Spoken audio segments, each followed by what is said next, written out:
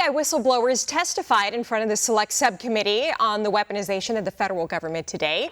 They accused the FBI of retaliating against them after they spoke out about perceived biased political motivations within the agency targeting conservatives. Here's one of the four whistleblowers. They see what becomes of whistleblowers, how the FBI destroys their careers, suspends them under false pretenses, takes their security clearances and pay with no true options for real recourse or remedy. This is by design. It creates an Orwellian atmosphere that silences opposition and discussion. We know what is right to do, yet we too often refuse to do what is right because of the difficulty and suffering it incurs.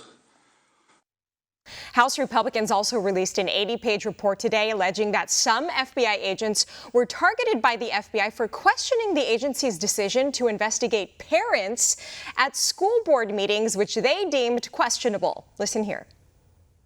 As was pointed out, if you are a parent and you attend a school board meeting, there could be an FBI agent in the parking lot scribbling down your license plate number.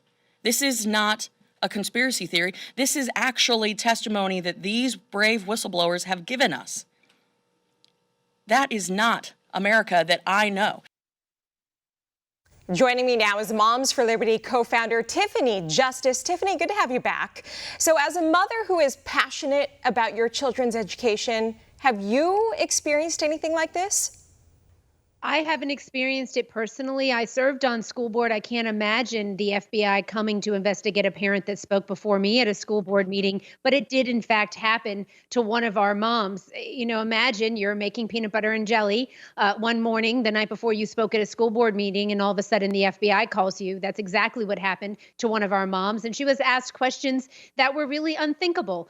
Do you have firearms in your home? Do you have a history of mental health illness?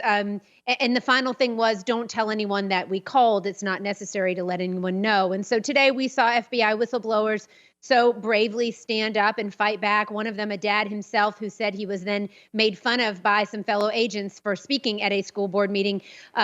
Just unfathomable what we learned today about the depths the FBI has gone to really weaponize themselves against parents, be weaponized against parents. Well, one of the moms that you were just speaking about, what did she say exactly at the meeting that got her red flagged? She said, "We're coming for your seats. We're coming for you. We're coming for your seats." And she was impassioned and upset. Her child had been out of school for 40 days. But what we learned today in the conversation was the fact that apparently this had become kind of a tattletale situation. One of the whistleblowers said today that it seemed like people who had different political ideologies and communities were then calling the FBI to kind of tell on another parent or have them investigated. And the idea that FBI, the premier law enforcement agency in the United States of America, would be taken off the task of really going after violent criminals and offenders and put onto duty to take down license plate numbers at school board meetings really begs the question, why? Why are parents speaking out at school board meetings such a threat to the establishment of the United States of America right now? Yeah, in the fall of 2021, Virginia school board meetings were really in the spotlight because you'll remember that father, Scott Smith, he was raising the alarm after his daughter was sexually assaulted in a school bathroom. And then he was arrested and accused of being a domestic terrorist.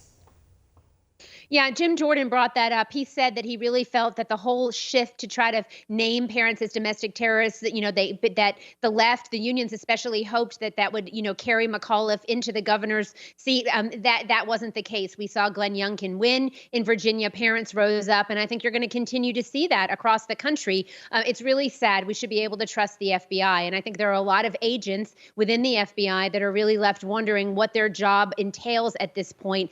And so, we are thankful for those whistleblowers. I saw the dad today, Garrett O'Boyle, choke up. He was suspended from his job, no food, he had no money, all of his belongings, he had moved across the country, and he was suspended he had a 2-week-old baby. And just to hear him talk about the fact that he had to rely on the charity of others because he came out and spoke out about what was happening with parents, he was suspended, is horrendous. Yeah, they said they relocated him, the FBI relocated him far across the country, brought all his children, his wife with him, just to tell him that he was let go. And first day. Yeah, he almost broke down in tears. It's just such an injustice what they're doing to these people who are speaking out about their beliefs and what they know is right. Tiffany Justice, Moms for Liberty, thanks for your time today. Appreciate it as always. Thank you for having me. For all our viewers asking where One America News is heading in the future, we would like to introduce you to OAN Live. OAN Live is the best way to stay up to date on all of the hard-hitting, straight-shooting, national and international headlines. And the best part is, OAN Live is only $4.99 per month. All the credible, honest, unbiased reporting One America News offers at a fraction of the cost of cable. Just go to OANN.com to easily sign up for OAN Live and stay informed.